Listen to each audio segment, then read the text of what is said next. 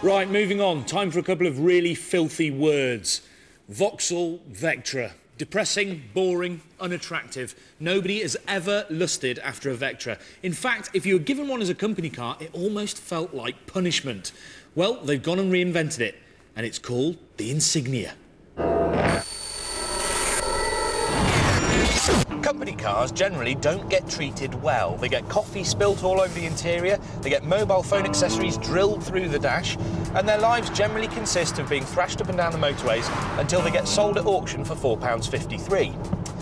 I don't think that's going to happen to this, though. This is the Insignia, Vauxhall's completely new solution to the bland and useless problem we knew as the Vectra. Do you know what? This is the first time I've got into a mid-sized Vauxhall and not just gone, The Insignia is genuinely really nice to sit in. This new dash is really nicely thought out. All the buttons are nice to push, all the knobs are nice to twiddle. It's just revolution compared to the old Vectra. Now, it's not quite as nice as a Mondeo. There's little things that I like you see this trim goes all the way around into the door. Unfortunately, it's made of wood that looks like it's never seen a tree. It's also got some interesting rear views. The C-pillars are massively thick. I lost a motorcyclist earlier on the rear three-quarter, just in the C-pillar. He was gone for 4 days. Also, if you're parking it, the rear windscreen is tiny, so rear parking sensor is probably a good option. There's a choice of 3 petrol and 2 diesel engines and dozens of different spec variants. This is a mid-range 160 brake horsepower diesel SE nav and costs £21,000. So, it's a fine-looking car that's well-equipped and drives as it should. But that still might not be enough to make people actually want to buy one. Because new badge or not, this is still a Vauxhall, and that alone could have the power to repulse. Somehow, and this goes back to the days of Sierra versus Cavalier, the Fords have always been that little bit cooler than the Vauxhalls. Now, I'm a huge fan of the Ford Mondeo, and I'm intrigued to find out whether the salesmen of Britain can be tempted away from the Blue Oval by the new Vauxhall Insignia. That's why I'm here at Newport Pagnell, Britain's oldest services and a rep's spiritual home, to find out. All I need now is the help of a man with floppy hair. Remember this guy? It's 28-year-old Rafe Bieu, that silky-skinned, smooth-talking charmer from The Apprentice. To give the Vauxhall the best possible chance, he'll use his skills to try and sell people the Insignia, while I'll try and sell the Mondeo. So, Rafe, what do you think to the new Insignia, then?